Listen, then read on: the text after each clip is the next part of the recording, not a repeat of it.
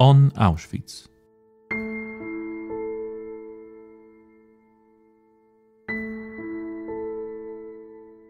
The history of Auschwitz is exceptionally complex. It combined two functions, a concentration camp and extermination center. Nazi Germany persecuted various groups of people there, and the camp complex was continually expanded and transformed. In the podcast on Auschwitz, we discuss the details of the history of the camp, as well as our contemporary memory of this important and special place.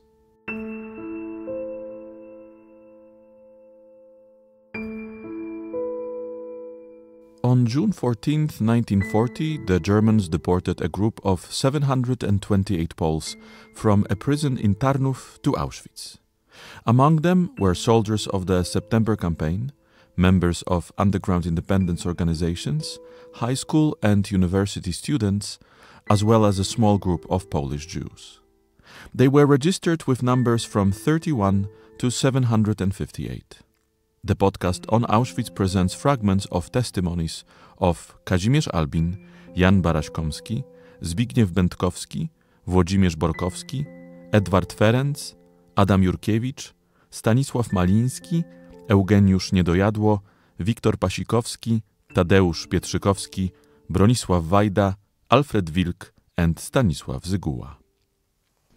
There was such an opinion among my colleagues and peers that the war wasn't over. We were just supposed to keep fighting the Germans. As a young boy, I was so daring, bold, and aggressive. My behavior during the occupation and that of my colleagues certainly caused concern among the Germans watching us. Listening to the radio during this time was forbidden. It carried the risk of the death penalty or imprisonment. It was a crime against the Germans.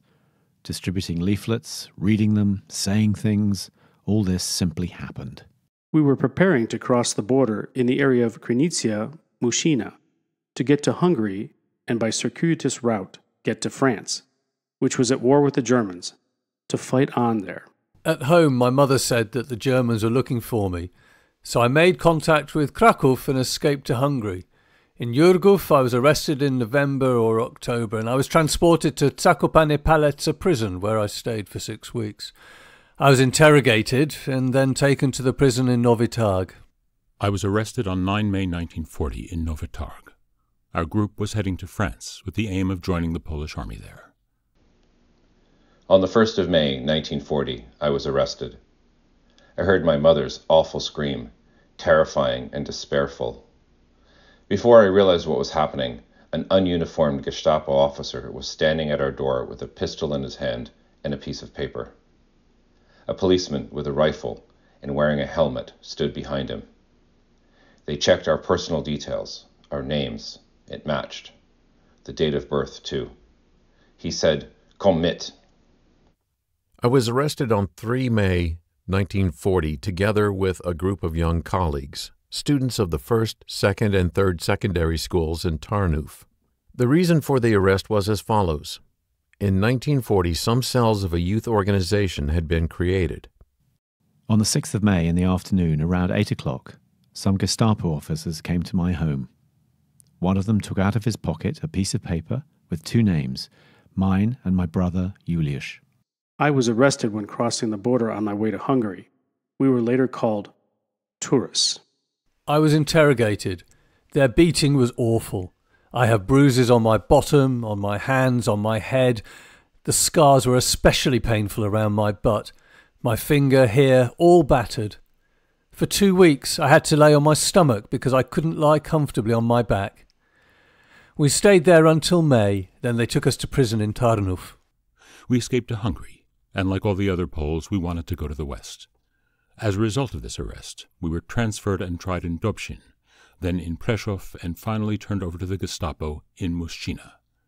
From Muszczyna via Nowy Sącz and Tarnow to Oświęcim. Of course, the transport to Tarnow was terrible. They drove us in a car, surrounded with machine guns, policemen on motorcycles in the back and in the front, as if we were some horrible criminals. What went on in Tarnow was unspeakable. We lived in a cell that had a tiny, barred window, which was placed so high that prisoners would have to climb on top of each other to get to it. There were no tables. I remember there were probably 4 beds pinned to the wall on steel brackets, which were folded up for the day, and maybe 4 double beds in the middle. There was around 20 of us in this room. There were no toilets, no water at all. There was a loo, as they called it in prisons, with some curtains. There, one simply dealt with all physiological matters. Moreover, there was an incredible hunger. They did not allow us to open the windows. The imprisonment itself, naturally, like in the case of all detainees, was associated with being led to an interrogation room in prison, and quite unpleasant interrogations, in which a person had to be very careful not to accidentally turn in other colleagues. We knew that they were taking people away to forced labor in Germany, and we rather reckoned, at least in our cell, that we would be taken to Germany to work. We rather had a cheerful attitude without any pessimism. We believed that it would not take long and that we would get out of prison. This was the case until 13 June. We knew that something was being prepared. As the prison got busy, they started to list, count, and form us in groups. The news spread that some of the prisoners would be deported. We received this news with great relief. We were glad, because it was hard to stay in these 4 cells. Consider that it was May and June, the most beautiful days of the year, and we could only see through the bars of our cell the building of the current court. On the 13th of June, they took us out of prison. In cars, we headed in an unknown direction. It turned out we went under heavy escort to the town's bathhouse. In that bathhouse, they gave us a nice hot shower on the wet concrete floor in that humidity. They kept us there until the morning. Then they formed a column and we started marching. There were 728 of us. It was quite a walk. They took us through the whole of Tarnow. Under a strong escort in groups of 5, we made our way along Wawowa and Krakowska Street towards the eastern ramp. Cars with police drove at the front, warning the locals, telling them to leave the street and sidewalks. It was forbidden to look out of the windows. They would shoot at the windows if they were opened, so people had to keep them closed. I met my mom during the march. She wanted to give her son a package with food, and as she approached, wanting to hand it to me, one of the escorts pushed my mother away with his rifle butt. While something was boiling inside me, I wanted to throw myself at him, but I realized that it would be pointless. I had to calm down to be able to survive all this. We were led to the train station, surrounded with many guards. There they loaded us into wagons, old passenger cars in which all side doors could open. 10 were assigned to each compartment, while the guards stood in the corridors. At the end of the train, a machine gun, mounted, of course. The guards quickly started to be quite brutal towards us. I remember quite well there was a doctor named Novak with us. He leaned out of the window. Maybe he didn't understand the instruction in German that it was forbidden to lean out. When the train was still standing on the platform, he was beaten. So that set us all off a little bit already. We began to lose our humor and lose our confidence. We set off before noon. I don't remember what time. This was, as it later turned out, the first transport of Polish prisoners. We didn't know until the end where we were going. We were convinced, well, mostly, of course, there were various rumours, and the rumour that had the most supporters was that we were going to forced labour in Germany. That was the summer, 14th of June. No one heard about Auschwitz then. We set off towards Krakow, an area familiar to me. True, I had passed through there. The train headed west. We passed Bochnia. We stopped at the station in Krakow. I looked out of the window and noticed a huge crowd at the station, primarily made up of elegantly dressed Germans and lots of soldiers. There was music, marches, and at one point the music suddenly stopped. A voice came from a loudspeaker. Achtung, Achtung, unser tapfer Truppen haben Paris heute genommen. That is, our brave troops occupied Paris today. They fired from their rifles because of it. Greatly depressed, we continued our journey. We passed Chybinnya and turned to the southwest. The general assumption was that we were going to Austria for work. It turned out that we stopped at the train station in Auschwitz. When we finally arrived, I noticed a huge Auschwitz sign at the station, a huge inscription in black letters on a huge sheet of some kind. Huge consternation inside the train, and at the same time curiosity about where we were. And it seemed to us that maybe we were in Germany. No one knew at the time that we were already in Auschwitz, that Auschwitz was called Auschwitz. Nobody thought we would be transported from prison to a concentration camp.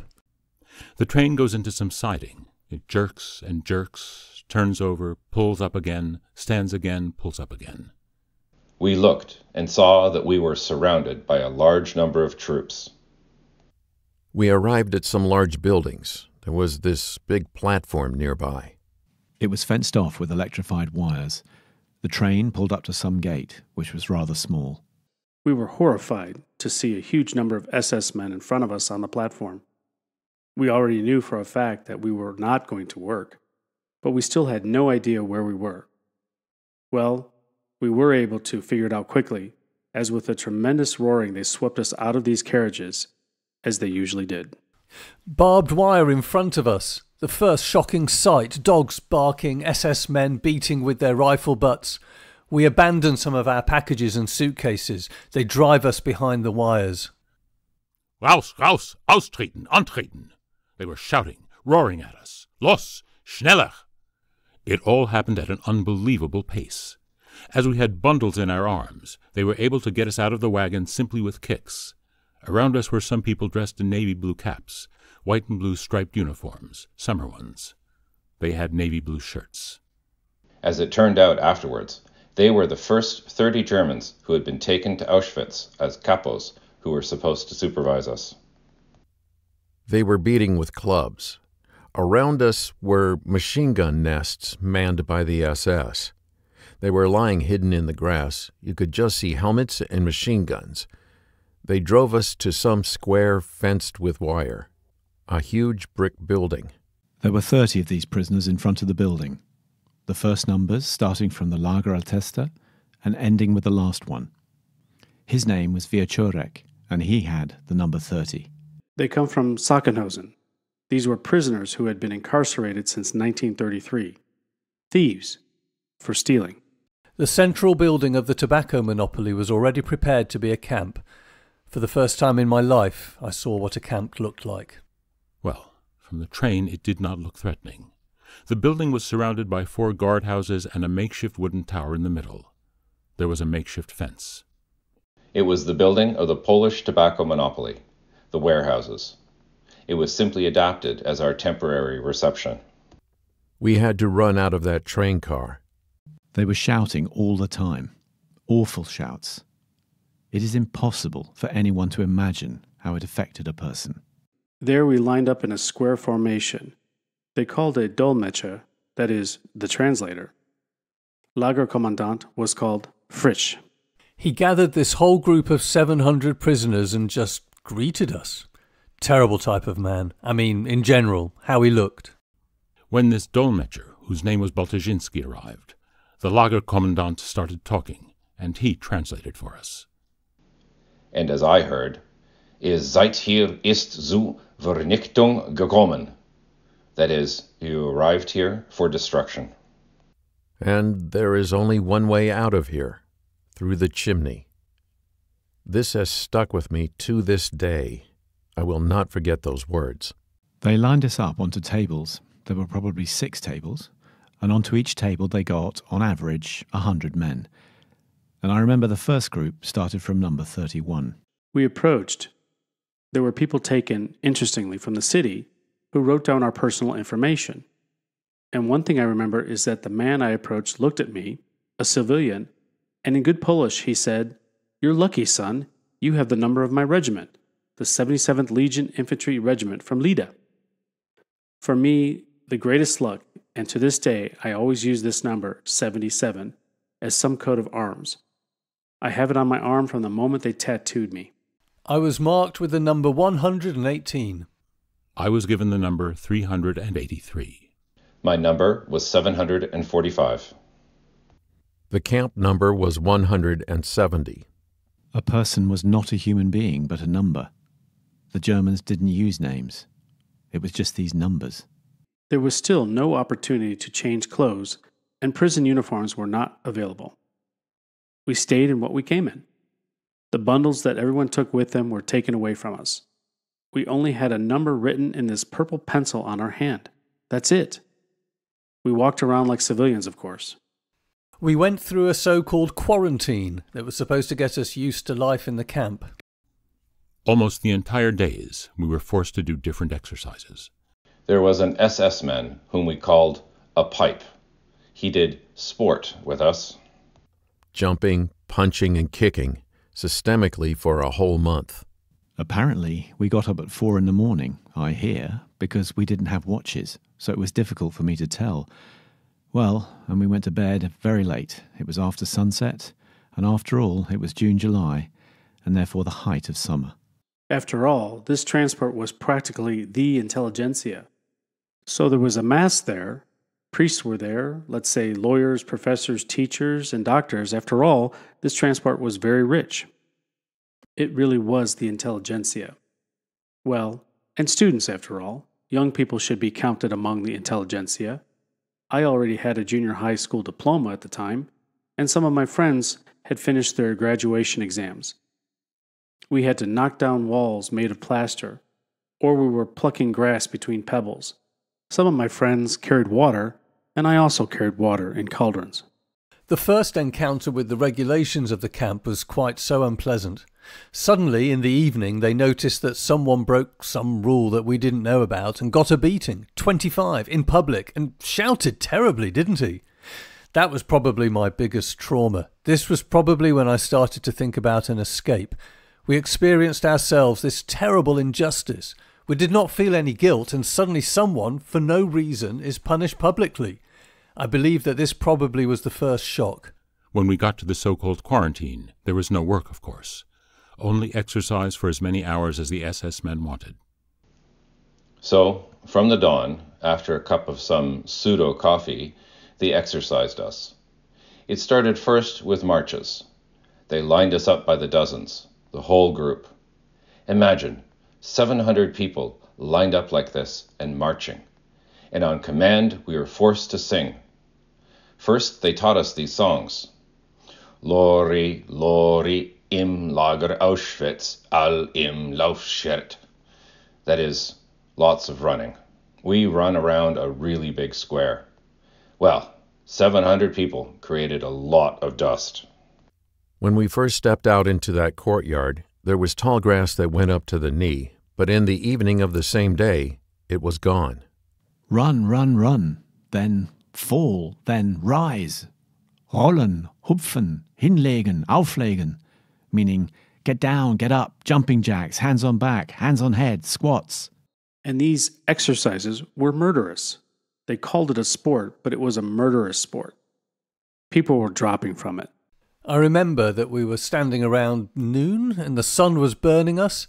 They kept us for an hour or two in a squat with our hands put on our necks. I remember these people had heads like bulbs swollen from the sun, eyes like slits. Heads swelled up as if they'd been stung by bees. My friends were collapsing and dying. This happened during the greatest heat waves of the year. After leaving the prison, where we'd stayed in the shade and were deprived of the sun, suddenly being outdoors like that and staying there for several hours with heads shaved caused a shock to the body. On some, their faces swelled so much that friends and siblings couldn't recognize one another. This was one of the basic forms of torturing us.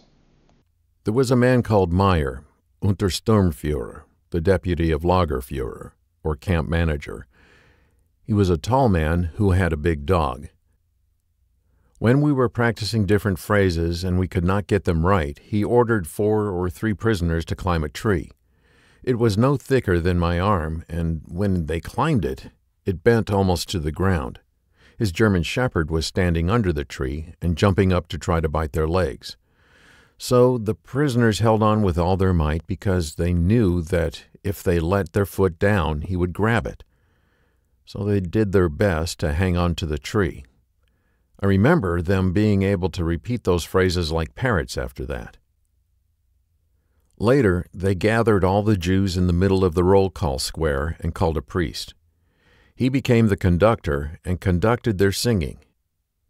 They sang Jerusalem, those Jewish songs. Still, they didn't have enough of this fun yet.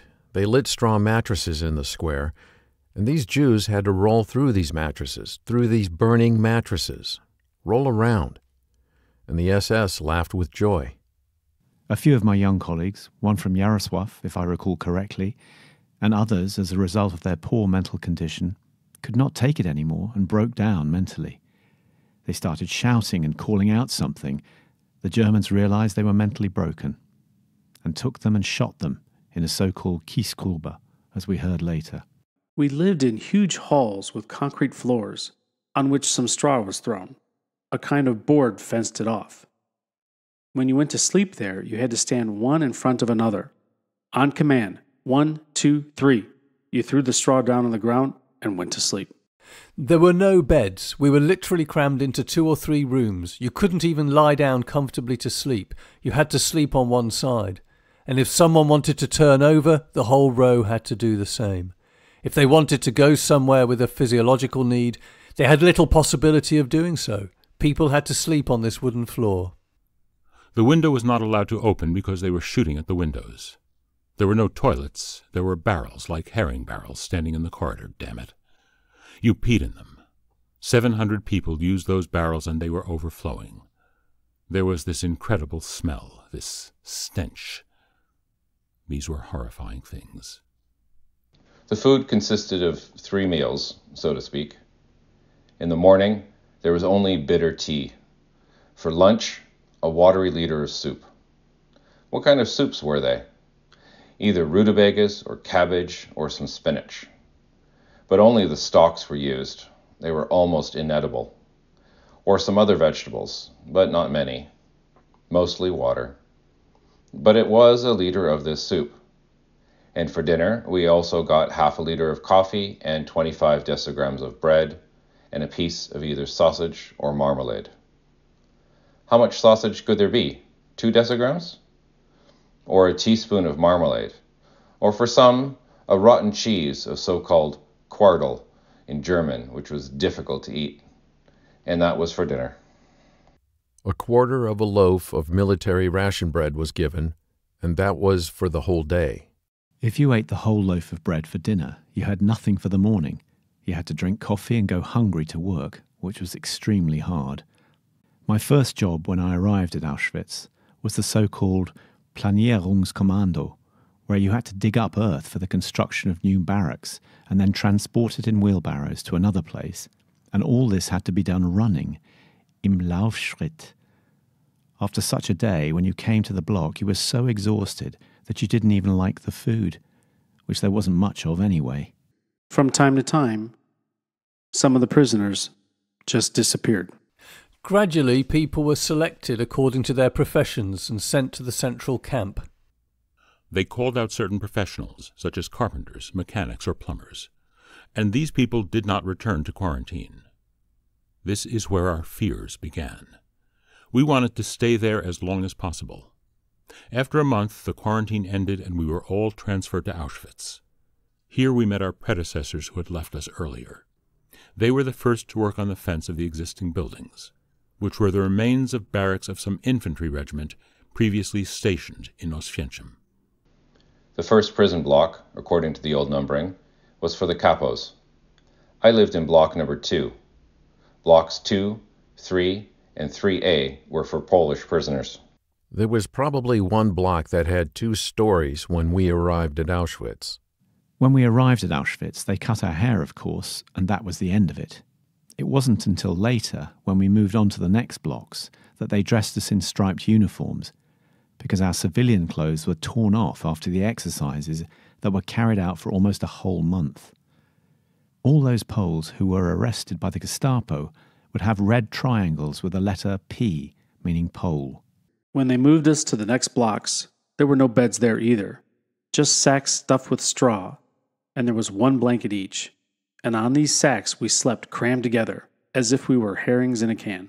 From there we started going out to work units. I was assigned to the Rollwagenkommando, A German, who was wearing a green triangle, chose 20 of us to carry water and stones around the camp. We came out of the quarantine and we knew all that was going on, but we moved around the camp and delivered water to the kitchen. Initially, it was a kitchen built between blocks 1 and 2. We brought food in cauldrons. In general, our work was to transport things. The expansion began immediately. They took us to carry bricks from the dismantled barracks and stables. It had been a 50-something infantry regiment of the 2nd Battalion from Katowice. There were military families' houses and brick stables. Everything was dismantled and the materials were carried to the camp. During the first period, I was employed in putting up poles, barbed wire, digging with bricklayers. We were constantly running, wheelbarrows loaded full of earth and running. People were falling down. You had to be clever to avoid beatings, clubs, punches, and kicks. At work, we were guarded by the SS, and the intensity of their supervision depended on the number of prisoners. In addition to that, there were these capos who also made sure we worked, and if someone did not work, he was beaten.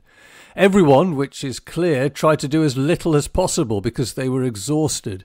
If they noticed that the guards were not paying attention to them, they tried to stand or sit down quietly to get some rest. The Germans especially picked on the weak people. They considered us criminals, and they treated us brutally. People went out to work healthy and came back on stretchers, especially in groups such as the Industriehof or the Abbruchkommando, where they demolished old houses. Capos, who were sadists, were especially selected for there. There were long-term prisoners, there since 1933. The capos murdered the most people together with the SS. It was sometimes seen that in the evenings, those groups would return from work with corpses on stretchers. Working indoors gave you a chance to survive. If there wasn't specific jobs available, they sometimes made people do mindless jobs, like carrying stones from one pile to another and then back. Each one of those who returned after work to the camp from the so-called Bauhof, that is, the place where railway transports with building materials were unloaded, had to carry at least 5 bricks back. Professionals of all kinds were needed to run such a large camp, which was constantly undergoing expansion. And these professionals, if they were employed in their jobs and did this job well, these people had a full chance of survival. Those who did not find a specific job worked outdoors. This was very hard work, for example, in a gravel pit, or on the construction of a canal between the Vistula and Soa rivers. They worked in harsh conditions, and all year long they worked in cold, standing in swamps, in great humidity. I was indeed an anti-talent when it came to any profession. I had no special skills, but I learned lettering at school during a class called Techniques of Advertising. It turned out that they were looking for those who could do lettering. So I applied and immediately had a job, consisting of painting warning signs. I simply painted a skull on a white background with black paint and wrote "halt" or "stop" under it. From a small camp, Auschwitz turned into a large complex with several thousand prisoners. In the early days of the camp, conditions were very unfavorable. People were like wolves to each other. Everyone looked out for themselves. If there was a small slip-up, the Germans would turn on each other. The Poles, on the other hand, if they learned that another prisoner belonged to an organization helping the prisoners, they would not betray them. If you were caught, you would take the blame yourself. You would not tell anything because if you turned anyone in, both people were killed, the one captured and the one betrayed. That's what it all fell under, to organize and for one to help the other. If it weren't for my colleagues, I would not have survived.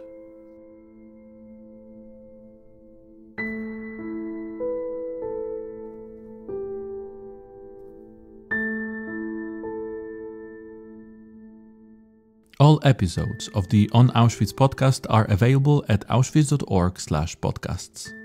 We kindly ask you to support our mission and share our podcast in social media.